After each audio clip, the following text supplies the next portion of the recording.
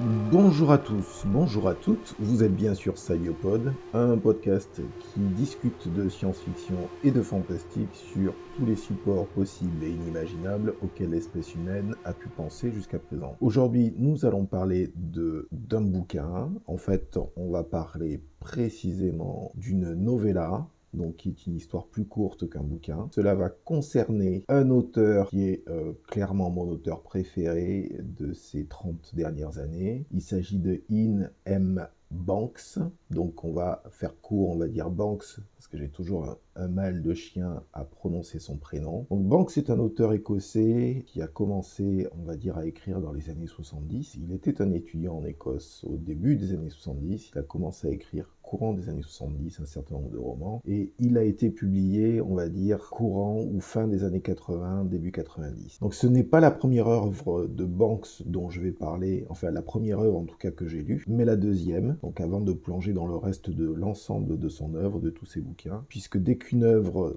soyons très clairs, alors pour le coup à l'époque c'était en français, donc parce que mon anglais n'était pas encore suffisant, mais c'est vrai que dès qu'une œuvre de lui émergeait à la surface de l'édition de science-fiction, notamment chez Robert Laffont, en France bien sûr, je fonçais comme un dingue dès que le truc sortait, dès que j'entendais dans la presse qu'un bouquin allait sortir de lui. Je partais directement aller chercher le bouquin en question. Normalement en fait, et c'est pour ça que je l'indique, je serais enclin à commencer un podcast sur la culture, puisque c'est le cycle de la culture, donc je serais enclin à démarrer de manière chronologique, par ordre de parution, mais je dois avouer que l'état des arts, the state of the art, donc c'est justement la novella dont on va parler, est tellement emblématique et symbolique de cette série de livres, la culture, que je vais commencer par ça. Alors pourquoi je dis que c'est symbolique et emblématique? Le problème des livres de science-fiction, des bouquins qui font 5, 600, 700 pages, c'est que c'est pas nécessairement fait pour tout le monde, ou ça peut rebuter un certain nombre de personnes d'entamer une lecture aussi importante. C'est-à-dire vous savez pas si vous allez être pris par l'histoire ou pas. Ça m'arrive encore maintenant, j'essaye de lire des bouquins qui m'intéressent pas et qui me tombent des mains, quoi. Donc, et ça arrive à tout le monde. Parce qu'il n'y a pas l'intérêt, parce que ou l'intérêt n'est plus là, on est dans une série mais c'est beaucoup moins intéressant. Bref, il y a tout un tas de raisons qui font que commencer un livre de 500, 600 pages, je trouve ça délicat. Par contre, et c'est là où ça devient intéressant, c'est qu'une novella, c'est un texte beaucoup plus court, c'est un texte resserré. C'est 150, c'est pas une nouvelle, donc on n'est pas dans les 40, 50 ou moins de 100 pages, on est un peu au-dessus, on est dans les 100, 150. Donc ça se lit relativement vite. Et c'est justement ça qui est intéressant avec cette novella, c'est que d'abord elle a un impact extraordinaire, parce qu'on comprend assez rapidement finalement ce qu'est la culture et ce qu'elle n'est pas, ou en tout cas on comprend à grands traits. On va pas nécessairement comprendre tous les aspects de la culture, mais on en comprend un certain nombre. Donc c'est une nouvelle que j'ai lue au milieu des années 90, aux alentours de 93-94, et comme je disais en effet, j'ai lu cette novella un an environ après avoir lu Une forme de guerre, Consider Phlebas, qui est donc le titre en anglais du premier livre de la série La Culture. Et c'est d'ailleurs pour une raison vraiment très spécifique que j'ai commencé par lire cette novella. C'est que sur Bordeaux, j'ai trouvé ce texte dans un format particulier, donc c'était une nouvelle revue de science-fiction qui s'appelait Cyberstation et qui proposait des traductions de nouvelles. Donc il s'avère que le directeur de cette publication, Francis Valéry, avait une librairie spécialisée science-fiction et fantastique sur Bordeaux, donc librairie dans laquelle je suis passé à 2 ou 3 reprises, sans nécessairement avoir sympathisé ou non avec lui. Cela m'a évidemment rendu curieux du texte en question. Et je dois avouer, alors c'est lui qui s'est occupé de la traduction si je me souviens bien, et je dois avouer avoir dévoré ce texte à l'époque, presque dans un état second, et c'est tout à fait le cas, tellement ce qui est décrit et écrit en termes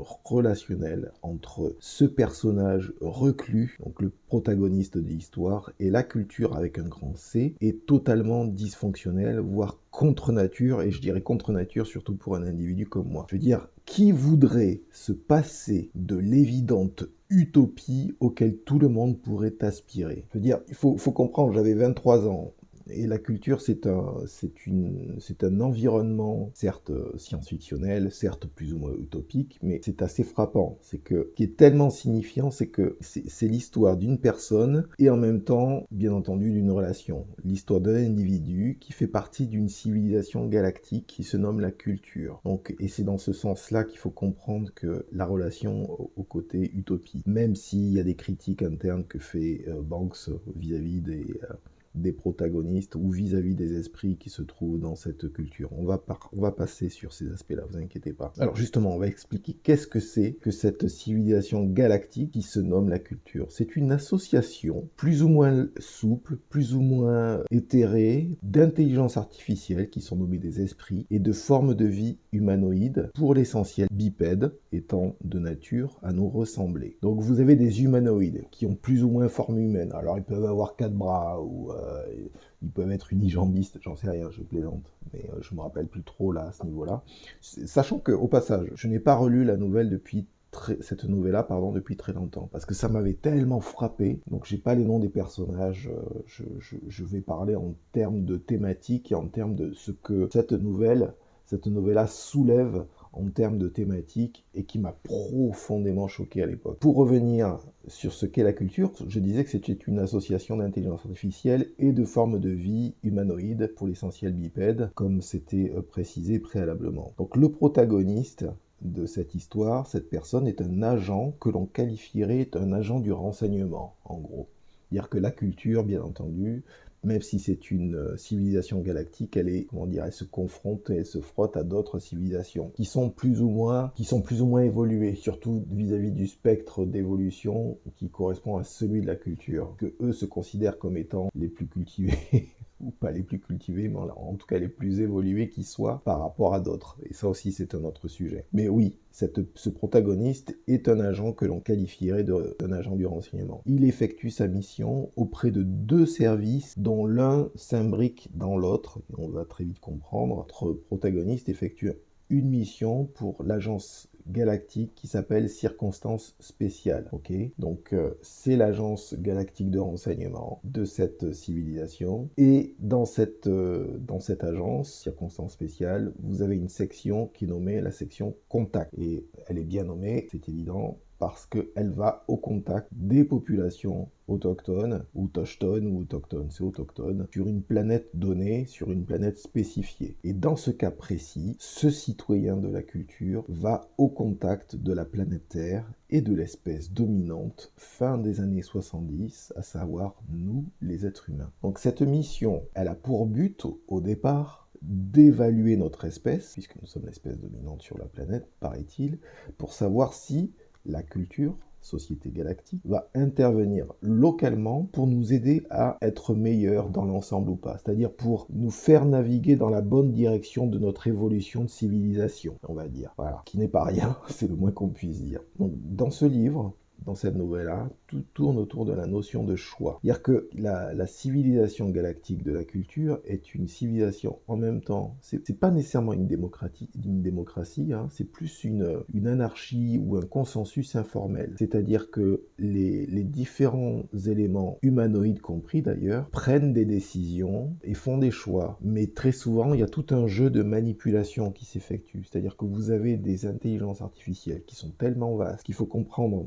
c'est que ces intelligences artificielles, elles gèrent l'ensemble de la civilisation galactique. C'est-à-dire que toutes les ressources sont gérées par ces intelligences artificielles. C'est pas les êtres humains qui gèrent ça, il y aurait trop de calculs à faire, il y aurait trop d'éléments, confirmation, infirmation, quand vous passez, quand il y a des éléments qui sont envoyés d'un point A à un point B dans l'espace ou de l'autre côté de la galaxie. Je veux dire, si c'est des êtres humains ou des humanoïdes qui devraient gérer ça, ça deviendrait compliqué. Donc tout est géré de manière non pas automatisée, mais c'est pris en charge presque de manière, j'ai envie de dire, quasi subliminale par des intelligences artificielles qui font en sorte que leur société soit plus ou moins maintenus au même niveau de technologie, que les gens se connaissent plus ou moins les uns et les autres, que les gens puissent être transportés à l'endroit A jusqu'à l'endroit B, voire pas trop loin d'un trou noir parce que le paysage est sympathique. Vous avez des tas des tas de scènes comme ça un peu loufoques où les gens vont se mettre dans des situations qui sont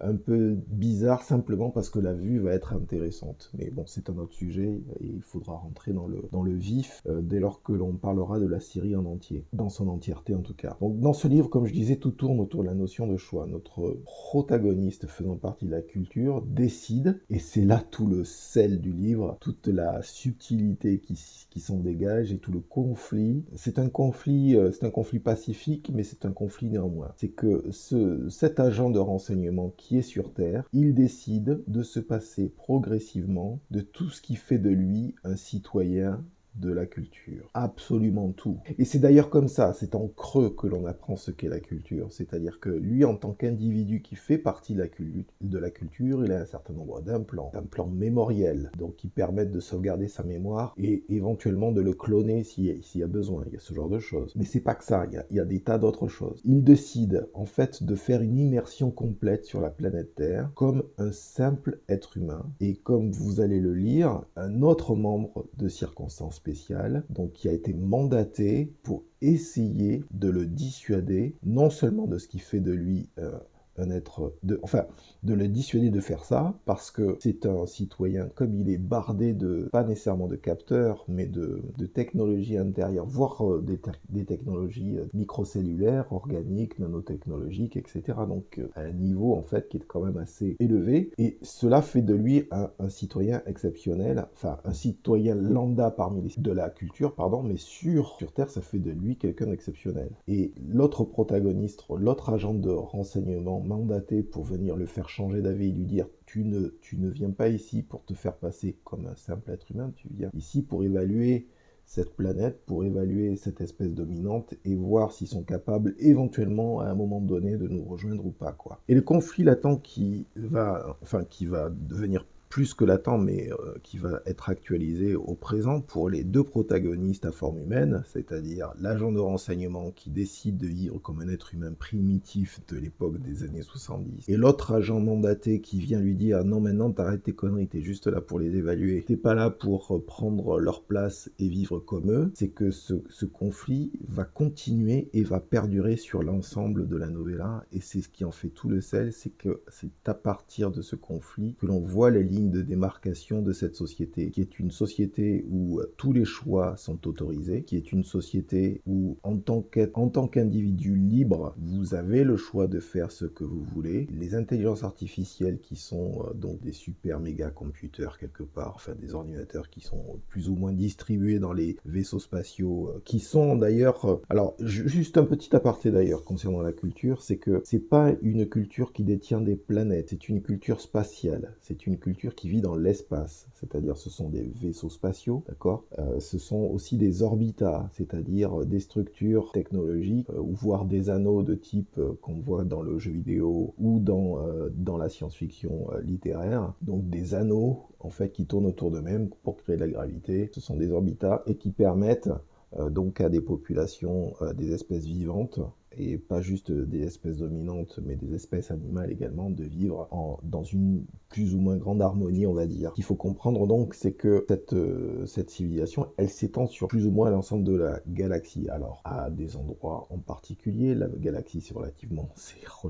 c'est extraordinairement vaste, ok. Donc, les technologies auxquelles cette civilisation a accès sont aussi d'un niveau d'évolution scientifique et technologique extraordinairement développé, c'est-à-dire que les vaisseaux spatiaux peuvent parcourir de très grandes distances très très rapidement, mais pas non plus de manière instantanée, il ne faut pas non plus exagérer. Donc il y a quand même des contraintes de la physique qui sont là, même si je crois qu'à plusieurs reprises, certains vaisseaux vont largement plus vite que la vitesse de la lumière et qui sont capables d'utiliser des raccourcis qu'on appelle les fameux trous de verre, donc en fait qui leur permet de passer la barrière spatio-temporelle. Bon, c'est toute la salade classique de la littérature de science-fiction, mais qui permet de se passer parfois en effet d'un certain nombre de distances. Mais c'est pas les distances existent toujours, le temps est toujours là, la relativité fonctionne toujours, mais on est dans une société qui a dépassé certaines contraintes. Et donc,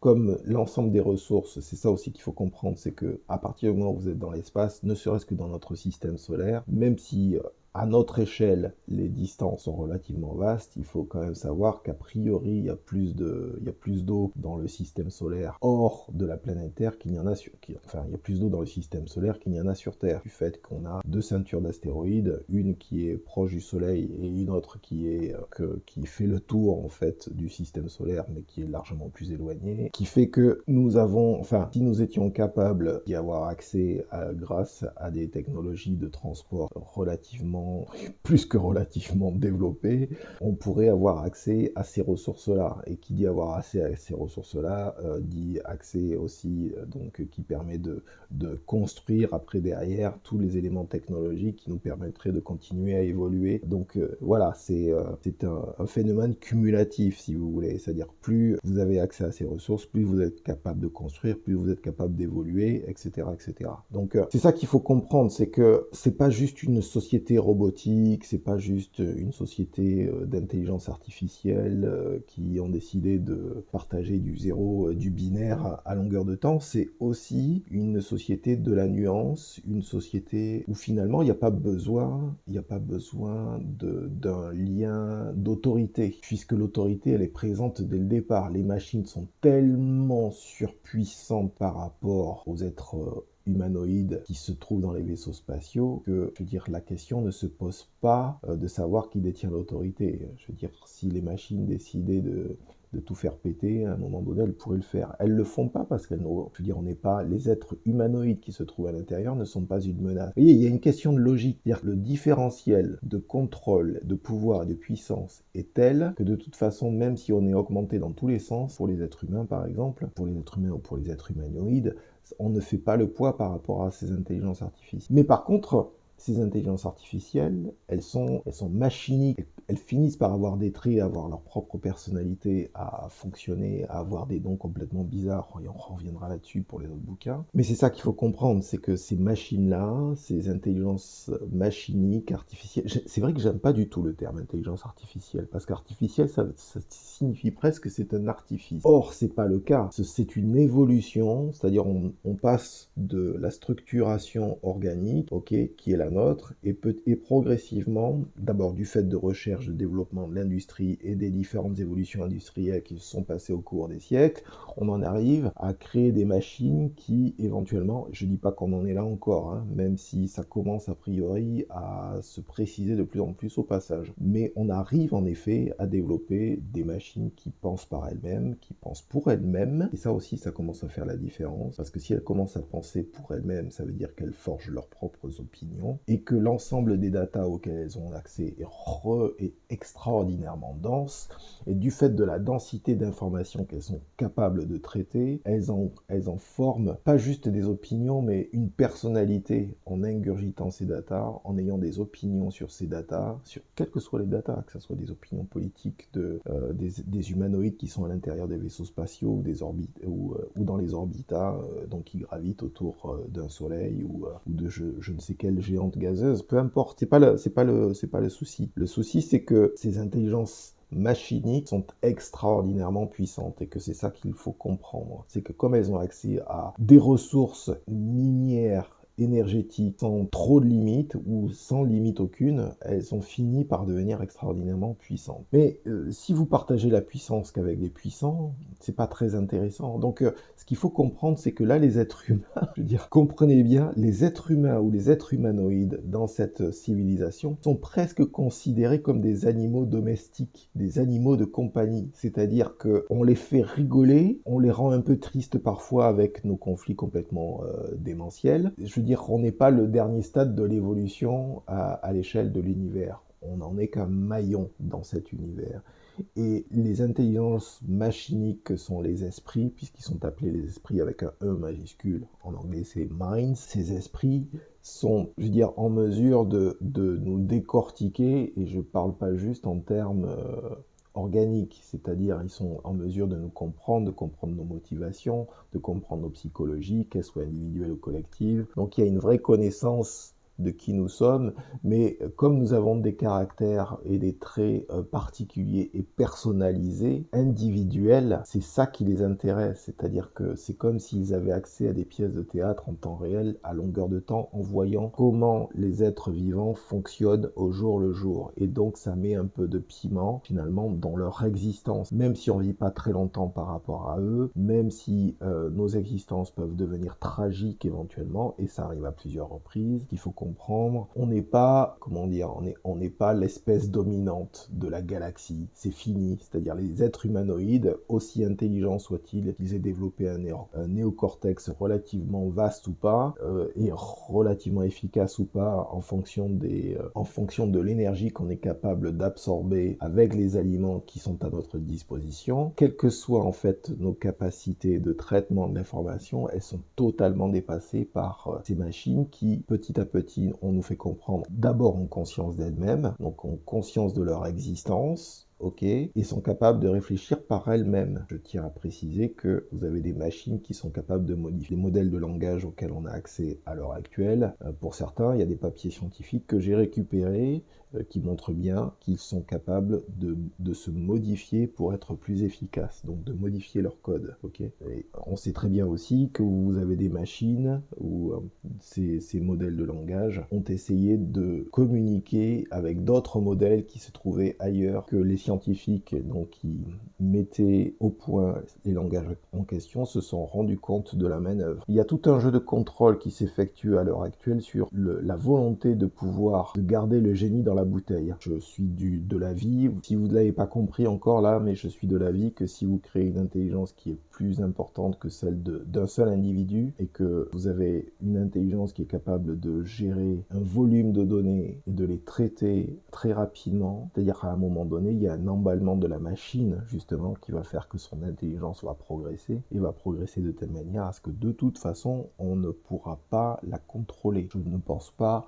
à terme que ce soit possible. Et c'est aussi pour ça d'ailleurs que c'est très intéressant pour moi aussi de parler de cette série de livres et de ce bouquin-là en particulier, de cette novella, c'est qu'on voit un être vivant qui décide de se passer de tous les oripeaux, de tout ce qui fait de lui un citoyen à part entière de cette société galactique dans laquelle il a énormément de privilèges. Vous savez bien, nous sommes dans des sociétés où vous avez un certain nombre d'individus, pour ne pas dire beaucoup, qui ne sont confortés que par le nombre de privilèges auxquels ils peuvent avoir accès. Et là, on est dans le contexte où ce personnage, il a décidé de dire non, la culture, ça m'intéresse pas. Donc comme je le disais, ce personnage, ce protagoniste, cet agent de renseignement qui petit à petit devient amoureux de la planète Terre, il tient maintenant à rester sur Terre et à ne plus voyager, si ce n'est grâce aux moyens de transport locaux proposés, donc voitures, avions, mobylettes, vélos,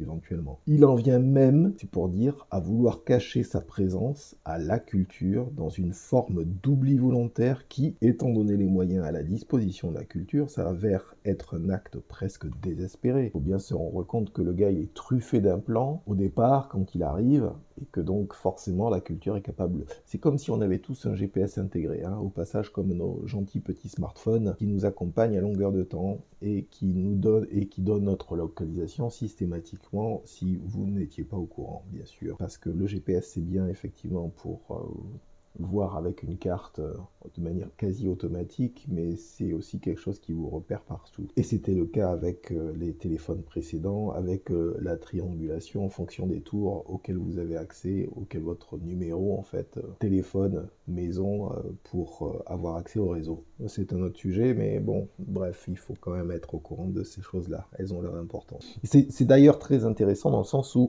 vous êtes dans une culture, justement, c'est assez difficile de parler de dire la culture avec un grand C et de parler de culture en général, mais vous êtes véritablement dans le côté les êtres humains sont des animaux domestiques. On leur laisse le choix, ils n'ont pas une laisse autour du cou, puisque ce sont des êtres vivants conscients qui sont capables d'émotions, de langage, etc.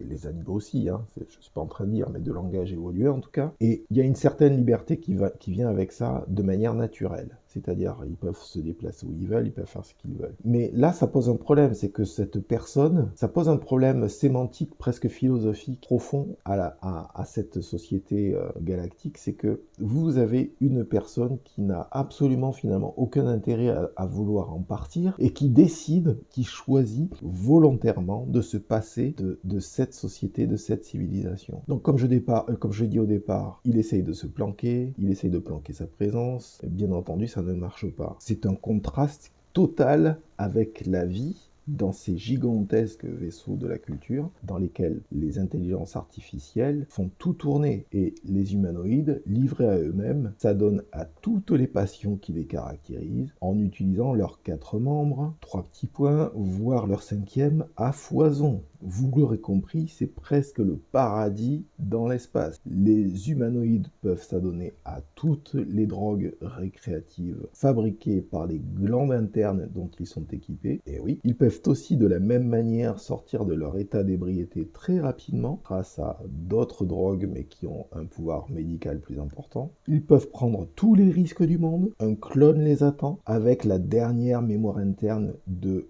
l'individu qui sera envoyé, donc uploadé auprès des intelligences artificielles qui en ont la charge, minus, moins les 10 dernières minutes qui correspondent certainement à un accident mortel. Donc c'est ça qu'il faut comprendre, c'est que dans cette civilisation, si vous mourrez, c'est pas grave, on fait un clone de vous et puis vous récupérez votre mémoire, moins les 10 minutes sur lesquelles vous êtes mort. Et finalement, il y a un individu qui est mort, mais un autre individu peut prendre la place avec la mémoire en question, avec votre capital génétique également. Donc c'est fabuleux. L'autre chose aussi, alors ce qui va choquer un certain nombre de gens à l'heure actuelle, mais dans la culture, vous pouvez changer de sexe quand vous voulez. Alors ça se fait pas du jour au lendemain, c'est pas sous forme d'opération, c'est une transformation biologique progressive qui décide de passer de l'état d'homme à l'état de femme ou de l'état de femme à l'état d'homme.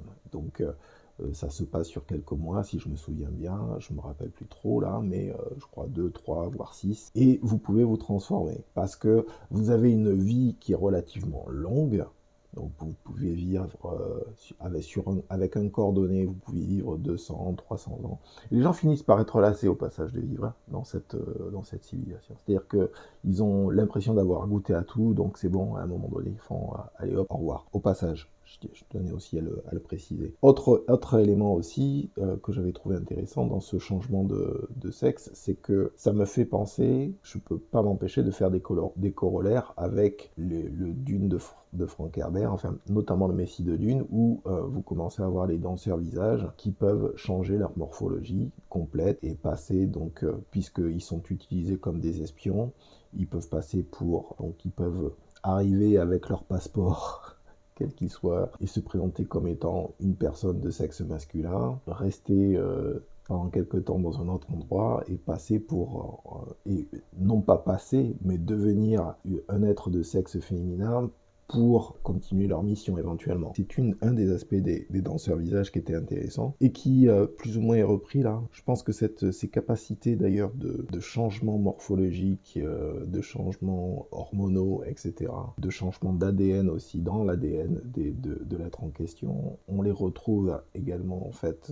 dans le premier bouquin qu'il a écrit, donc Une forme de guerre, avec un Orsa qui est un personnage dont je parlerai bien sûr quand je parlerai du livre en question, mais qui est capable aussi de faire un certain nombre de changements, et c'était assez intéressant. En tout cas, pour l'époque, c'était neuf. Enfin, c'était neuf. Je pense que ça a dû être fait ailleurs et dans d'autres bouquins. Oui, ça a été fait ailleurs et dans d'autres bouquins. Si on pense à Ursula Le Guin, par exemple, en effet, il est évident qu'elle a écrit des choses sur le sujet qui sont intéressantes, et c'est pas la seule. D'ailleurs, Johanna Rush aussi, si je me souviens bien. Et je pense qu'il y en a forcément d'autres, donc je vais pas tous les citer, c'est pas l'objectif aujourd'hui. Mais ce que je tenais à faire comprendre, c'est qu'il y a un décalage qui est énorme dans les possibilités qui sont offertes à un individu de la culture par rapport à ce qui se fait sur Terre dans les années 70, voire pour la personne qui lisait la novella en question, c'est-à-dire ma petite personne, dans les années 90, à l'âge de 23-24 ans, et qui était j'avais les yeux complètement, grands ouverts dès lors que j'ai commencé à lire la nouvelle en question. La nouvelle en question parce que c'était bizarre, quoi. C'était bizarre cette histoire de personnes qui refusent les privilèges qui lui sont offerts dès la naissance et qui préfèrent aller vivre presque comme un ermite dans un coin avec aucun confort ou très peu de confort. C'était très bizarre. Mais finalement, quelque part, en fait, je pense que le personnage a une logique très intéressante. C'est-à-dire qu'on lui a demandé de venir sur Terre et de faire une immersion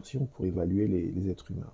Et ce qu'il dit des êtres humains, c'est qu'il les trouve extraordinairement vivants et qu'il trouve que la société, son choix en fait de devenir de plus en plus humain, son choix en fait de se passer de toutes les augmentations organiques qui sont les siennes, c'est un choix qui est une forme de critique de la culture, en disant presque les humanoïdes, en fait, c'est ça, en fait il le dit, je crois qu'il le dit, que les humanoïdes ou les êtres vivants dans la culture ne sont finalement que des animaux domestiques pour les intelligences artificielles et qu'ils ne sont pas autre chose et qu'il a envie d'être considéré comme une autre personne. Et la mandataire qui vient pour le faire changer d'avis, éventuellement le faire changer d'avis, mais qui en même temps en fait est là pour prendre acte des choix qui sont les siens parce que forcément il va y avoir un impact sur la personne en question. Elle essaye de le faire changer d'avis, elle voit qu'il n'y a aucune possibilité pour le faire, quoi. Donc c'est ça qui est intéressant. Donc ces IA, pour revenir sur ces intelligences artificielles, ces intelligences machiniques, ce sont les véritables gestionnaires, je l'ai déjà expliqué, mais je vais le réexpliquer encore un petit peu. Ce sont les véritables gestionnaires de cette civilisation. Ils ont en charge tous les échanges de biens, d'équipements, de services, dans l'ensemble du volume spatial occupé. Alors ça ne veut pas dire qu'ils occupent toute la galaxie, et ça ne veut pas dire surtout qu'ils vont être en conflit avec un certain nombre d'autres sociétés galactiques, donc on reviendra sur le sujet. En tant qu'humanoïde, ce qu'il faut que vous compreniez, c'est que vous pouvez participer à ce processus. Les ressources à disposition dans l'espace étant de l'ordre de l'incalculable à profusion, c'est une société qui n'exige absolument aucun prix pour avoir accès à tous les services qu'elle procure, tout dans la culture. Absolument tout est gratuit pour les êtres vivants. Pourquoi, me direz-vous? Comment? Eh bien, c'est très simple. Les ressources minières, minérales, énergétiques existent en abondance dans l'espace. Il ne s'agit donc que d'une question d'accès à ces ressources, donc d'avoir les capacités de transport, de stockage, de distribution, de conversion de l'ensemble de ces ressources. À partir du moment où vous créez des robots suffisamment intelligents et adaptables aux conditions préexistantes dans l'espace, vous créez, et je suis sûr qu'il y aura un certain nombre de gens pour me critiquer là-dessus, mais c'est pas grave, vous créez, d'autant plus que c'est arrivé ces derniers temps, étant donné que je m'exprime beaucoup sur le sujet, et c'est un autre sujet, vous créez une boucle capitalistique auto-entretenue qui n'a pas ou peu besoin d'être humain pour fonctionner. C'est-à-dire un circuit économique où extraction, raffinage, design, production, distribution peuvent fonctionner sans être humain ou sans être humanoïde, ou en tout cas sans main-d'œuvre allouée aux tâches en question. Ce qui revient à déclarer, et là aussi, c'est très intéressant d'avoir eu accès à cette novella, donc au début des années 90, qui revient à déclarer que le travail n'a plus aucune raison d'exister, si ce n'est comme un passe-temps volontaire. Donc, pour remettre les choses dans leur contexte, et comme je le disais juste à l'instant, cette novella, puisque l'état des arts, le state of the arts, est en effet une novella un peu plus étoffée, mais pas aussi imposante qu'un bouquin, fut écrite il y a environ 35 ans. Environ. C'est-à-dire qu'à ce stade, pour avoir une image mentale des choses, c'est qu'à ce stade, l'intelligence artificielle n'en est qu'à ses balbutiements. On en parle depuis les années 60, mais même dans les années 90, ça n'a pas vraiment décollé. Okay, quand je dis n'en est qu'à ses premiers balbutiements, c'est pas tout à fait vrai. On est arrivé à utiliser un certain nombre de processus et de procédés, notamment qui sont utilisés dans le jeu vidéo, pour optimiser le chemin le plus court dans un jeu de stratégie, par exemple, pour une unité spécifique ou un groupe d'unités, et ceci en temps réel, ou pour avoir des ennemis qui se mettent à couvert automatiquement, ou qui évitent vos tirs dans une activité qui a l'apparence du réflexe, mais ces procédés se basent sur des algorithmes très spécialisés, mis en place pour répondre à des problèmes à des problématiques qui sont bien précises. Il n'y a pas vraiment de l'intelligence au sens large dans ce que l'on nomme d'ores et déjà de l'intelligence artificielle, et c'est en ça que l'ensemble du cycle de la culture a de la valeur. Extrapolé 30 ans avant les avancées technologiques qui commencent juste à être importantes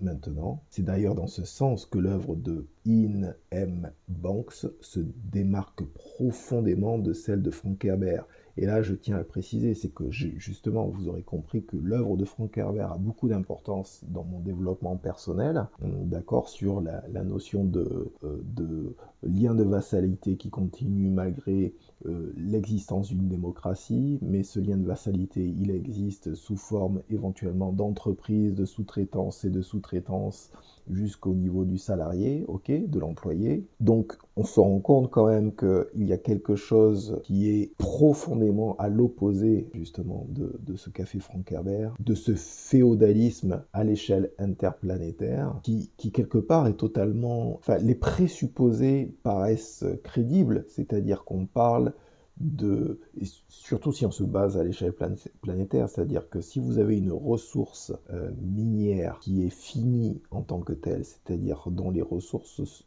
on ne peut pas les gérer de manière extensive ou on ne peut pas les gérer de manière à les développer plus qu'il y en a sur place. Donc vous êtes dans un ensemble de contraintes concernant des ressources qui sont finies, elles ne sont pas infinies. Et donc ça veut dire que oui, si vous avez quelqu'un, si vous avez une force, que ce soit militaire, politique, voire les deux, voire les trois, donc avec économique, qui contrôle la ressource en question, alors en effet, vous êtes tout à fait en droit de penser que vous avez un système féodal plus ou moins déguisé ou plus ou moins évident qui puisse se mettre en place. Mais là, on est dans le cas inverse, puisque les ressources, elles sont dans l'espace. Donc, les ressources dans l'espace, ne serait-ce que regarder quelques images au télescope et vous allez comprendre que la taille de la planète Terre par rapport à un nuage de gaz, ça fait bizarre, quoi. Enfin, quand on parle juste avec des notions d'échelle, bon, on parle même pas des trous noirs, mais ça, c'est encore autre chose. D'ailleurs, un trou noir peut être relativement dense et être d'une taille relativement petite, mais d'avoir une densité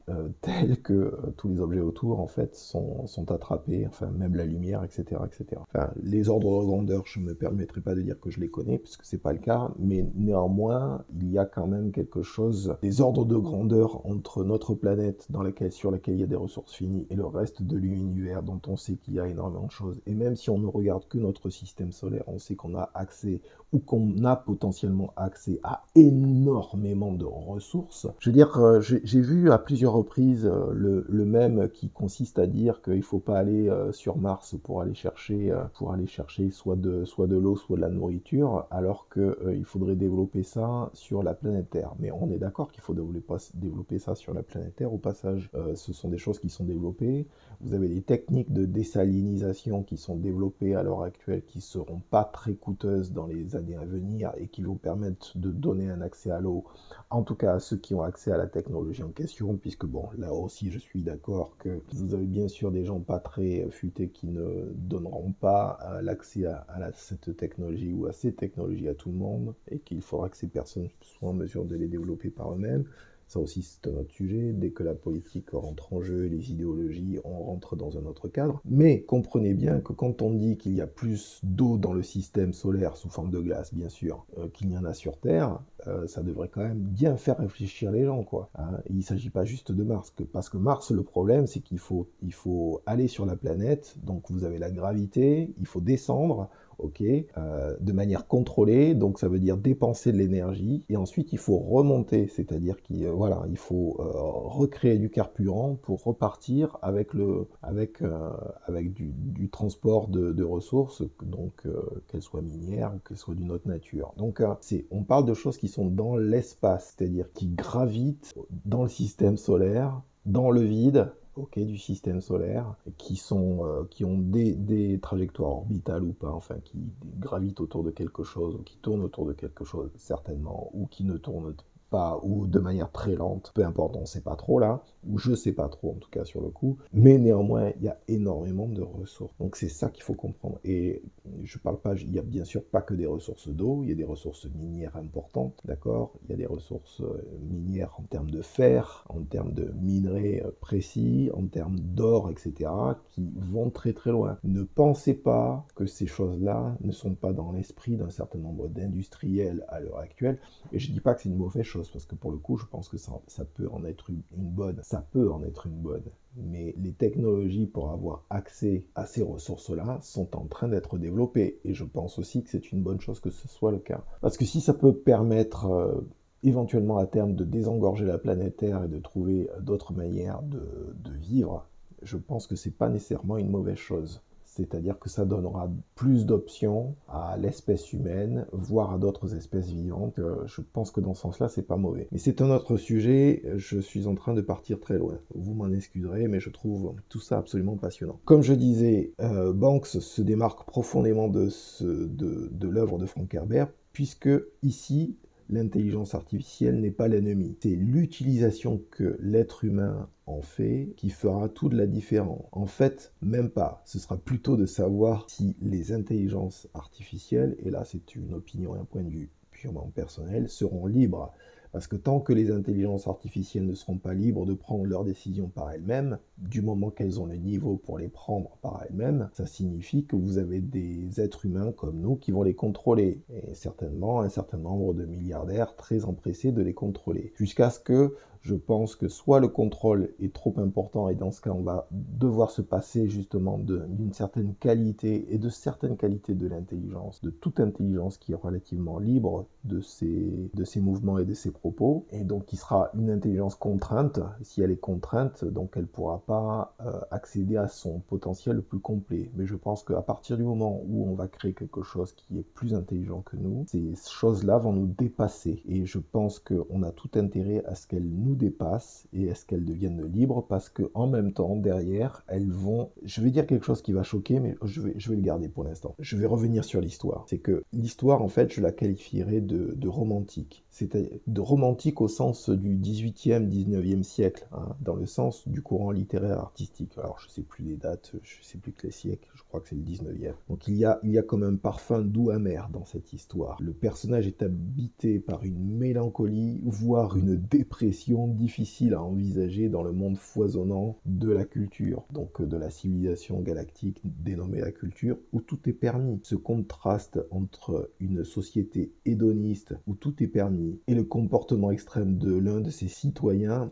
est assez difficile à comprendre d'une certaine manière. Comment un individu qui a potentiellement accès à tout ce qu'il veut peut-il refuser cette aubaine qui lui est offerte? C'est pourtant bien le choix qu'il fait. C'est-à-dire que c'est une personne qui se met en danger. Et bizarrement, quelque part, c'est presque l'exception qui confirme la règle. C'est-à-dire c'est un personnage qui décide de se mettre en danger, mais qui décide de le faire de manière absolutiste, d'aller dans l'absolu. C'est-à-dire, il est sur une planète où les êtres humains, si on ne le savait pas déjà, sont des individus, est une espèce qui est relativement dangereuse, qui est observatrice, qui est inquisitrice, qui essaye de savoir qui, quoi, comment, pourquoi, de quelle manière, pour retirer un avantage. Donc, vous avez un personnage qui, là, décide volontairement de se mettre en danger par rapport à cette espèce. Mais c'est quand même un thème assez récurrent dans l'œuvre de Banks, puisque la vie est vécue dans cette succession de livres comme une expérience qui flirte avec la mort. Tout le temps, très souvent. Vous avez toute une succession de guerriers dans cette série de livres qui correspondent parfaitement à ce thème. De se sentir plus vivant parce que la mort est là toute proche, prête à vous cueillir au moindre faux pas. Et que ce soit des guerriers organiques, biologiques, ou pas d'ailleurs, hein. Certains drones de combat, ou qui vont devenir des drones de combat, ou des vaisseaux spatiaux. Certains drones, bien connus de cet univers, sont de véritables kamikazes du combat spatial. Après avoir bien sûr uploadé leur mémoire et conscience auprès d'un collègue tout aussi artificiel qu'eux, afin de pouvoir réintégrer le sérail des machines conscientes. C'est que là aussi, il faut bien comprendre que les humanoïdes et les intelligences artificielles qui forment la culture ne sont pas exactement des êtres mortels. Ils peuvent mourir, bien sûr, à n'importe quel moment, ils peuvent être détruits, ils peuvent être anéantis, mais ils peuvent choisir une forme d'immortalité, on va dire presque temporaire. C'est presque paradoxal, effectivement, de mettre ces mots immortalité et temporaire, mais je vais m'expliquer. Pourquoi je dis temporaire? Parce que celle-ci finit, et je l'ai déjà évoqué, finit par devenir ennuyeuse. Alors parfois, ils préfèrent le risque et l'autodestruction plutôt que l'ennui. Car en effet, dans une civilisation qui a mis sur un piédestal l'hédonisme le plus complet, c'est-à-dire l'accès aux drogues sans effet secondaire, des orgies qui peuvent avoir lieu pendant des semaines, et un plaisir sexuel qui, au lieu de durer tout au plus une demi-heure, va pouvoir s'étendre sur plusieurs heures, que reste-t-il à une société de ce type si ce n'est le fait de prendre des risques individuels et collectifs et d'affronter sa propre mortalité de temps à autre, 3 petits points, entre 2 orgies, 3 petits points, histoire d'éviter l'ennui et de vivre un certain nombre de contrastes éclairants. Il est indéniable que le contraste développé par Banks entre ces énormes vaisseaux de plusieurs dizaines voire centaines de kilomètres de long ou de large, pilotés par des esprits auto-fabriqués, mais dont les personnalités existent bel et bien, et les gratte-ciel de Manhattan dans les années 70, avec toute la pauvreté que l'on peut y trouver, au ras du bitume, et qui apparemment refait surface de nos jours d'ailleurs, avec son lot de junkies dans tous les coins de rue, finit, rien qu'avec des mots d'ailleurs, à imprimer en effet la rétine, et ce de manière durable. Je tenais aussi à ajouter que le cycle de la culture est devenu avec le temps... et bon, si c'était pas clair, je me répète, ma série de livres de science-fiction préférée. D'abord parce que c'est le contrepoint, en effet, philosophique de la série de Dune, de Frank Herbert, car dans Dune, ce sont les contraintes matérielles et l'interdiction de l'intelligence artificielle qui définissent le féodalisme et le lien de vassalité entre les différents intervenants, parce que certaines ressources, comme l'épice, sont aussi limitées et deviennent plus ou moins la justification de monopoles de fait. Dans le cycle de la culture de Banks, nous nous trouvons dans une hypothèse qui est en fait plus vérifiable et crédible, qui ne veut pas dire que les deux ne sont pas vérifiables et crédibles. On sait très bien qu'il n'y a pas ces situations de monopole, mais des situations de concentration de pouvoir économique, militaire et politique autour du pétrole, par exemple. Voilà, on peut tout à fait comprendre ça, mais à chaque époque, son échelle, on va dire, de production, ou son échelle de perception de où se trouvent les ressources à utiliser. C'est aussi ça qu'il faut comprendre. Donc là, nous nous trouvons, comme je le disais, dans une hypothèse qui est en fait plus vérifiable et crédible selon nos observations astronomiques, le postulat inverse, à savoir qu'une civilisation galactique n'est pas contrainte par le manque de ressources matérielles dans l'espace, puisque les ressources minières en gaz et en eau sous forme de glace existent à foison. La seule contrainte préexistante, c'est avoir accès à ces ressources. Et si vous développez une technologie comme les technologies robotiques et de l'intelligence artificielle qui vous permettent de dépasser cela, eh bien, the sky is the limit, so to speak.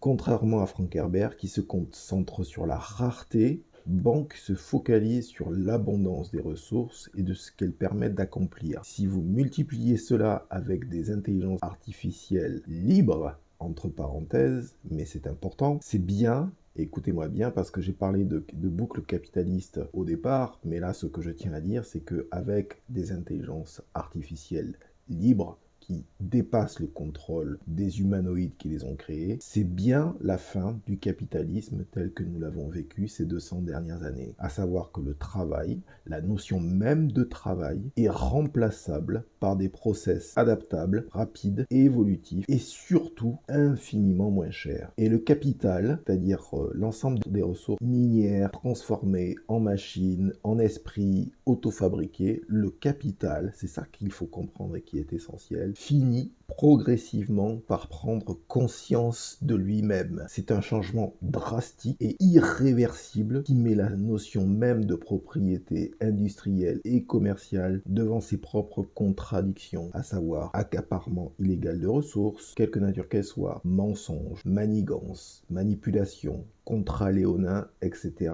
etc.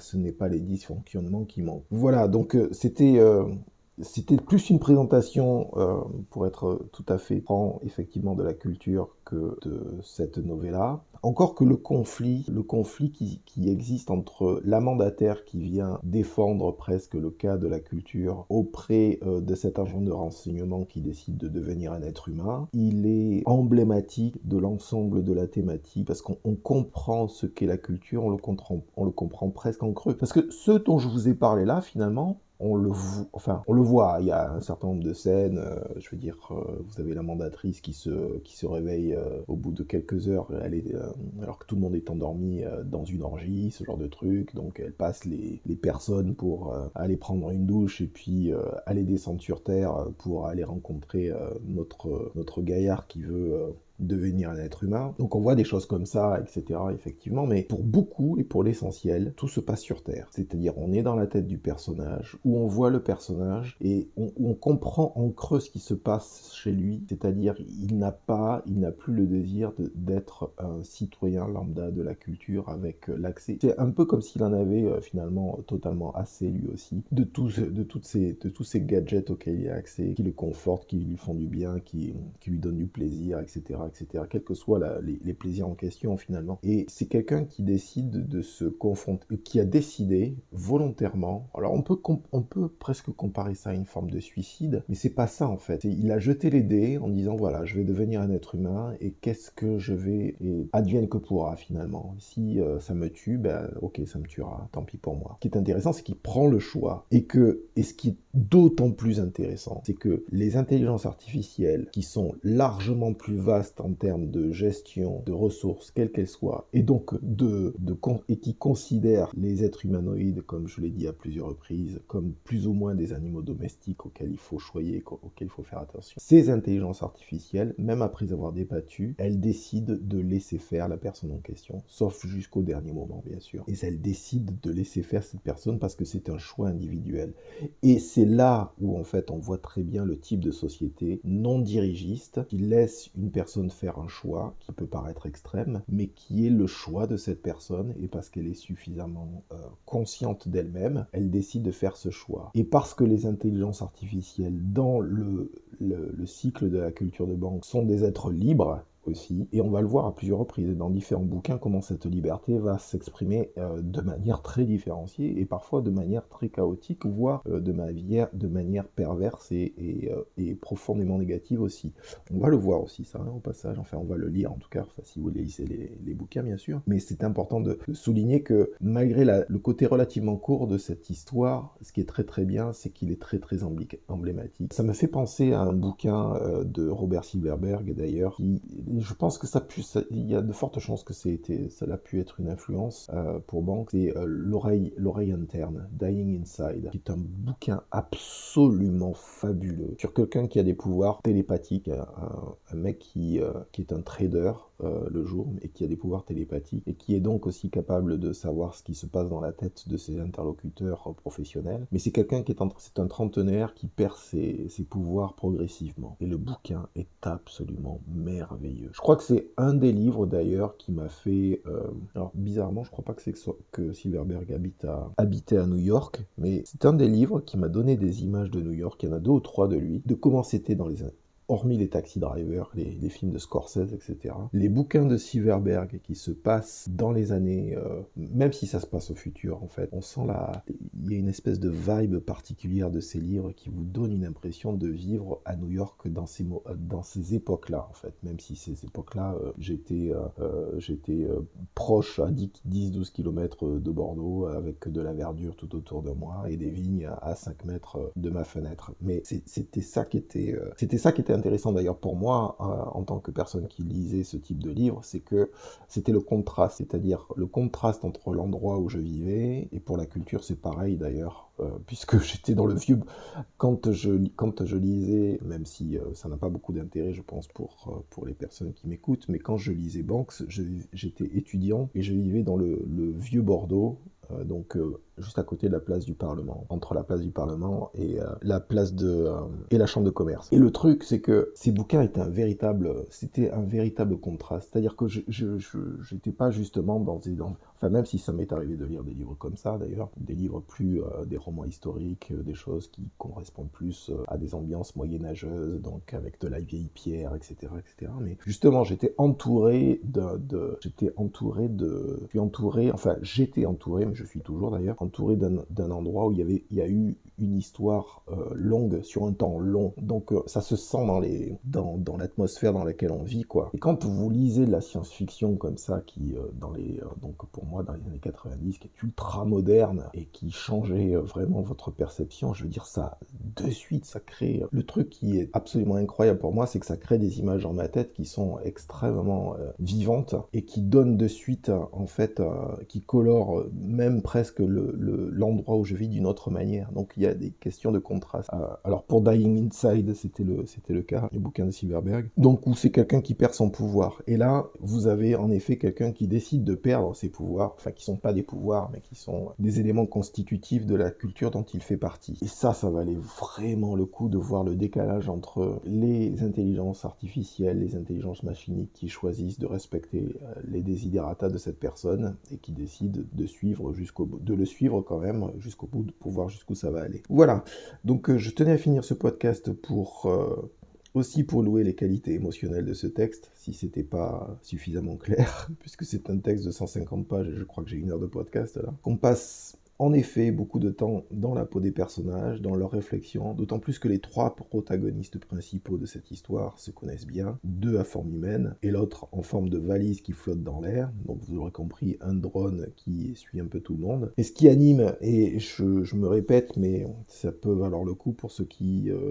peut-être ne l'ont pas suivi quand je l'exprime de manière plus naturelle, ce qui anime la discussion ici, c'est le conflit latent entre la représentante d'une société omnipotente et d'une société galactique, et l'un de ses membres qui choisit de ne pas se conformer à ce qui lui est proposé. Au contraire, quelqu'un qui décide de réduire sa voilure personnelle et ainsi critique implicitement, et parfois de manière très explicite, la culture avec un grand C dont il est issu. Ce qui, bien entendu, crée des frictions entre ces 2 personnes qui se côtoient et s'apprécient normalement, mais qui, dans le cas présent, ont des opinions totalement divergentes en termes de tonalité, très proches donc aussi de son texte fondateur, qui est plus long, donc comme je le disais, une forme de guerre contre Cyrus Lebas, puisqu'on a plus ou moins le même type de point de vue, mais qui s'étend sur bien plus longuement, avec beaucoup plus de péripéties, et qui sont, enfin, dans le contexte du livre, qui s'explique bien sûr, bien entendu. Donc, où la culture est donc critiquée par le protagoniste, qui s'appelle Orsa. Bref, donc j'espère que ce petit aperçu vous aura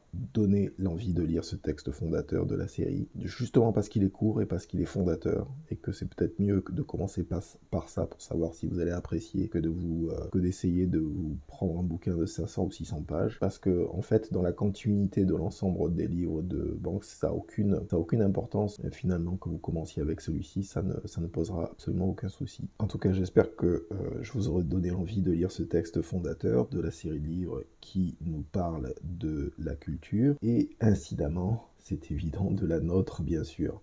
Quelques références pour celles et ceux qui veulent aller plus loin. Vous avez 2 bouquins, je crois qu'il y en a un 3e d'ailleurs, mais je les ai lus, ils sont très intéressants, ça vaut le coup. D'abord, on a quelques anecdotes personnelles, enfin quelques anecdotes biographiques ou quelques notes biographiques concernant Banks. Donc un livre de Simon Carotti, The Culture Series of Ian Banks, A Critical Introduction. Vous avez Modern Masters of Science Fiction, donc ça c'est une collection de Paul Kincaid, donc avec en effet un certain nombre d'éléments biographiques. Et oui, je vous en avais un autre, je ne sais plus le titre, je crois qu'il y en a un autre en effet sur le sujet. L'autre chose qu'il faut savoir concernant Banks, peut-être 2 choses importantes, enfin 2 choses qui ont leur importance, hélas pour l'une, mais enfin je peux pas trop, enfin, et pour l'une en fait qui a son importance dans la manière dont il fait des descriptions de que ce soit les batailles spatiales, c'est absolument incroyable hein, pour certaines, qui sont d'une très très grande originalité. Tiens aussi, on n'est pas dans...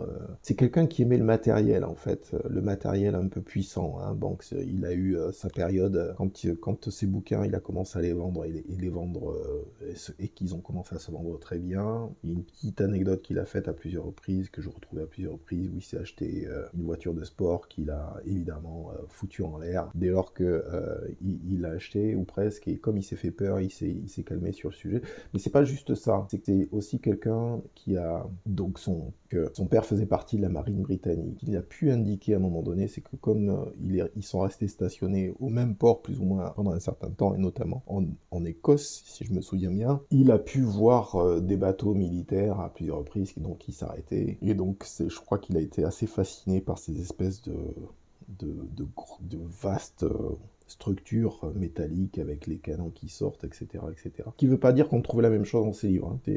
Même pas du tout. D'ailleurs, c'est précisément l'inverse. Tous les vaisseaux, pour beaucoup les vaisseaux de la culture, il n'y a pas de signe distinctif, hormis leur taille qui peut aller de plusieurs centaines de kilomètres. Hein. Donc, sinon, il n'y a pas de signe distinctif plus que ça. Enfin, il y a des technologies qui leur permettent de soutenir ça sans aucun souci. Je veux dire, ça, c'est le gros avantage d'écrire de la science-fiction d'ailleurs, c'est de pouvoir y intégrer les technologies qu'on veut, du moment que ça a l'air d'être cohérent, du moment que ça a l'air, hein, parce que l'essentiel c'est que ça ait l'air cohérent. Mais ce que je voulais dire, c'est que ouais, c'est quelqu'un qui avait une connaissance, ou en tout cas qui a fait des observations de machines puissantes avec une forme de puissance auquel en fait il pouvait se référer pour écrire ce qu'il a fait. Dire aussi que c'était quelqu'un de très très empathique a priori, c'est quelqu'un qui a des positions politiques qui sont relativement tranchées et claires. Dune a très souvent été critiqué de la part de Banks, mais sans citer l'auteur directement, mais il est évident que quand on lit le livre et quand on lit la série de livres et qu'on la compare à Dune, c'est un contrepoint direct au travail de Frank Herbert, ce qui est pas plus mal, hein, ce qui est pas plus mal d'ailleurs, parce que ça permet de comprendre à quel point ces deux visions différentes sont totalement à l'opposé l'une de l'autre et en même temps totalement complémentaires pour la compréhension des sociétés dans lesquelles nous vivons. C'est-à-dire que le féodalisme, qu'il soit à l'échelle presque locale, j'ai envie de dire, voire à l'échelle planétaire avec les milliardaires auxquels nous avons droit maintenant, s'inscrit dans cette règle-là. Mais les règles démocratiques, elles ont aussi vécu pendant un certain temps. Il y a une histoire démocratique, en tout cas en Europe, hein, une histoire qui date d'il y a bien longtemps, même si elle n'était pas idéale, même si elle n'était pas parfaite, même si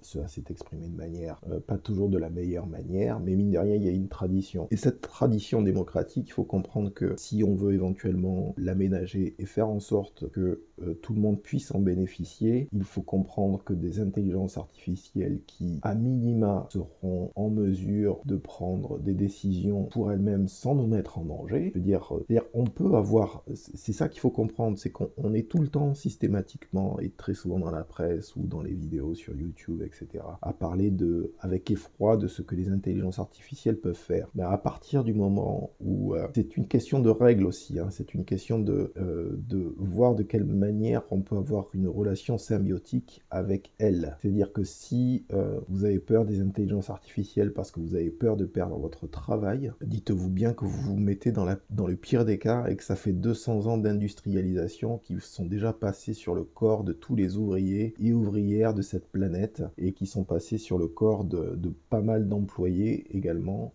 sans être ouvriers, et que les cols blancs sont en train de manger aussi sérieusement, et que donc il faut percevoir les choses d'une autre manière. C'est-à-dire que le travail doit être perçu, à mon humble avis, d'une autre manière. Et moi je suis convaincu depuis 30 ans, ma conviction elle date pas d'aujourd'hui, hein. C'est-à-dire que ne pas oublier que, surtout en France d'ailleurs, on est dans une société de la conformité et du conformisme, et que qui est en train d'arriver là, d'un point de vue scientifique et technologique, va tout chambouler. Et que vous avez bien sûr 2 ou 3 voleurs de masse qui vont essayer d'en profiter, d'accord, au vu et au su de tout le monde, mais que vous avez aussi des opportunités pour tout le monde. Il faut comprendre que l'intelligence artificielle peut être une opportunité pour tout le monde si on traite ces intelligences machiniques correctement. C'est-à-dire si on se met avec elles dans dans des relations symbiotiques. Ce qui ne veut pas dire qu'on ne travaillera pas, ce qui veut pas dire qu'elles vont tout faire à notre place, ce qui veut juste dire que peut-être qu'on aura le choix et qu'il faut se retrouver dans cette situation. C'est très simple, hein. De toute façon, enfin, j'ai eu des discussions comme ça avec des gens qui n'ont pas eu l'air de comprendre ce que j'étais en train de dire, mais quand je dis par exemple qu'il y a deux solutions, soit la démocratie, on la fait évoluer, soit elle va mourir. C'est très simple, parce que vous avez des forces politiques, économiques qui veulent féodaliser, qui veulent remettre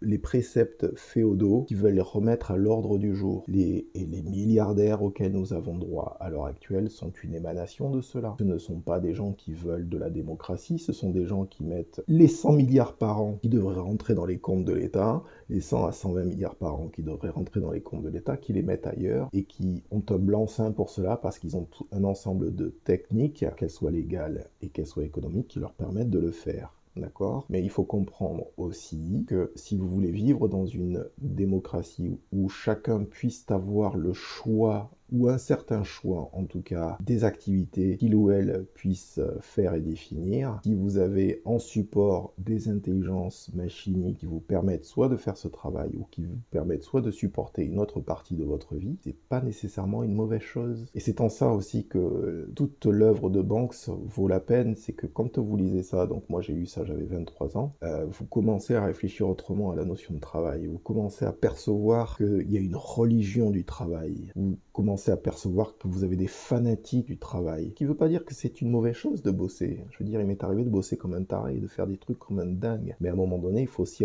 être capable de prendre du recul par rapport à ce que l'on fait. Ma foi, je veux dire, à la différence des intelligences machiniques, nous ne sommes pas éternels pour l'instant et on ne vit pas 300 ans non plus. Donc c'est pareil, toutes ces questions de revenus universels, etc., qui pourrait te mettre en place. Là, on nous dit qu'il y a des problèmes de budgétaires, hein, ok, il faut pas l'oublier. Si vous avez en même temps une intelligence artificielle qui arrive et qui prend la place du travail de tout le monde, les gouvernements, en fait, je sais même pas comment ils ne font... Enfin, ils en parlent pas, mais je pense qu'ils doivent voir le truc arriver de loin. C'est que c'est très simple. À partir du moment où les intelligences artificielles prennent le travail des gens, le prennent parce que vous avez un certain nombre d'industriels et de services privés qui se permettent de dire merci, on n'a plus besoin de vous, on va utiliser des machines à votre place. Plus vous mettez de gens dehors, plus vous aurez de gens qui seront désespérés et plus vous aurez aussi des gens qui seront capables de faire des choses qu'ils n'auraient pas faites éventuellement. Et donc, quelles que soient les machines que vous puissiez mettre à leur place. Donc, je pense que pour éviter qu'il y ait une explosion totale de la société, à un moment donné, il va falloir se poser les questions d'une autre manière. Parce que si c'est pour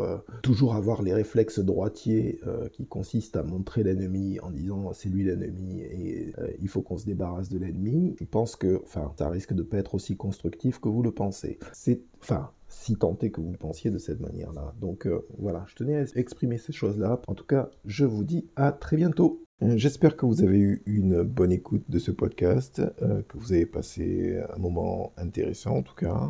Et je vous dis à très bientôt sur le canal de Cybiopod. Au revoir.